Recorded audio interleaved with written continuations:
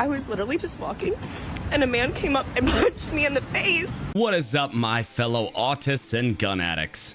Today we're going to be talking about how New York seems to have yet another violent problem on its hands. I wonder why that is. It's not like they disarmed their entire populace or anything. You have a couple of people on TikTok, as well as a star from the Real Housewives series, saying that whilst walking down the sidewalk in New York City, random people are coming up and punching them. So I just got punched in the face walking home. He hit me right on my cheekbone. This doesn't hurt as bad as the concussion does. Now, I know, you're probably thinking that this is just another TikTok trend. You know, you remember that TikTok trend where you would run up and punch somebody in the back of the head and apparently not expect to be shot at?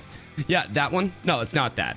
Obviously, one can definitely point to the criminal justice reforms that have been made in New York City. See, in New York, here's what happens when you get charged with a crime. You're going to get charged with a crime. The police are going to then take you in, and then afterwards they are going to release you because they have a no cash bail system. So essentially, criminals don't get in trouble until the finalized court judgment of whether or not they're going to jail. But what keeps them there, I wonder? Are the criminals just going to sit around and wait for that judgment, or are they going to get away with as much shit as they can before finally being apprehended? Well, guess what?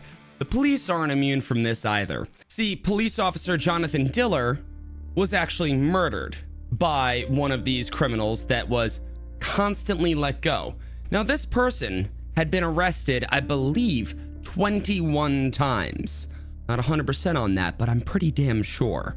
And why weren't they in jail? Well, once again, that has to do with activist DAs within the city and a bunch of really, really stupid changes to how they have to enforce law there. I mean, one look at the subway system and the fact that they called the National Guard in to provide security detail for that. Yeah, New York's not in a good place. I'm so sorry. But you did vote for it. Now, speaking of voting for it, a lot of people online have actually been saying, hey, New York, you voted for this. You put the politicians in office and the people in power into, well, you've given them more power, so then they could allow things like this to occur. You're seeing it in California, you're seeing it in Oregon. Let's just be real, they've all gone to hell. So why haven't they changed their voting habits? Well, mainly because they have been conditioned that this is normal. See, what ends up happening is this. I live in the sticks. Now, if you don't know what that means, if you are not from around here, I live in the middle of frickin' nowhere, okay? There are more trees, bears, squirrels, deer, all the animals and wonderful things that nature does provide than there are humans. By like a factor of probably 100. And me living here means that I am very much used to those things. But if I were to take somebody from the city and plop them in my place, well, they're going to have a very rough time of it because they're not used to seeing a bear come into their yard all the time. They are not used to having to deal with various animals or, you know, the manual labor that it requires to keep a house going out here. Chopping wood, making sure that all of the trees are trimmed back, having to deal with the storms and redoing your roof all the time and installing a downspout because the fucking wind, the goddamn fucking wind on top of mountains is insane. Anyway. But point being is they're not used to it, just like I wouldn't be used to being in a city. All of it, to me, seems fucking absurd.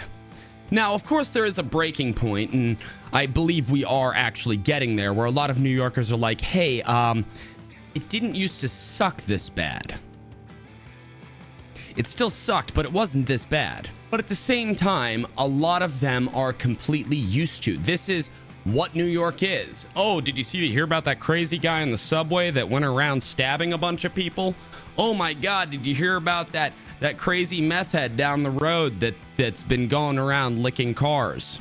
You know, when you go to San Francisco, you kind of half expect to see somebody take a shit on the sidewalk these days because that's their new normal. So why don't they vote differently? Because their brains have been conditioned that this is normal. It's not normal. It's not how human beings should live. But at the same time, it's their new normal.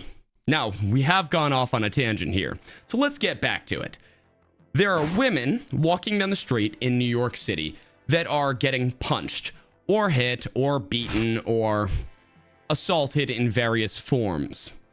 You can attribute that very much to the bail reforms and the criminal justice reforms that have taken place there. You can also attribute it to the migrant crisis. Now, you might be wondering to yourself, Tack, how the hell are the migrants responsible for this? Well, what ends up happening a lot of the times is you are importing people who do not share our values. Now, I'm not talking about any particular race here. This has something to do with culture. This has something to do with, well, let's just be real. I'm pretty sure that the countries in South America aren't sending us their best. They've said as much. So what ends up happening when you just allow them in via asylum claims or just don't enforce actual immigration law? Well, a lot of these criminals operate under the radar and do horrible shit. Now, a lot of people say, oh, well, that just means that they're economically disenfranchised. So the only thing they can turn to is crime. I was economically disenfranchised at one point. I actually didn't have a place to live, but I also didn't go around robbing people. Coming from the left, you have a lot of people that are saying, oh, these poor people, we must take care of them. Oh, these poor criminals that have been treated so poorly by the justice system in the past, so we have to retroactively apparently apply that to murderers and rapists today, instead of, you know, treating everybody like an individual, regardless of their skin color. The same people on the left that claim that you and I do not need a gun to protect ourselves, the ones who decry every single mass shooting as apparently the fault of every other gun owner versus the individual that was a sick fuck who committed said atrocity, are also the ones who are allowing these crime sprees to happen. They're allowing mass robbing in California, New York, and Philadelphia. They are allowing all of this to persist because they're not actually dealing with the problem. And the problem is criminals that aren't being punished. So what can women of New York do? Well, it's something that I have always firmly believed, and I do know that most, if not all, gun owners feel this way. Gun rights are women's rights. My wife carries. She's a pretty good shot too. I want women to be able to defend themselves. I also don't want criminals roaming the streets and getting away with shit. If they are arrested, they should be held. They should be detained, provided that there is cause. You committed a crime, guess what? We have a process for this. It's called due process of law. But New York doesn't feel that way. No, at every turn, they actually try and disarm their citizens. Because as violence upticks, rather than blaming the individuals or their incompetence, they once again blame an inanimate object.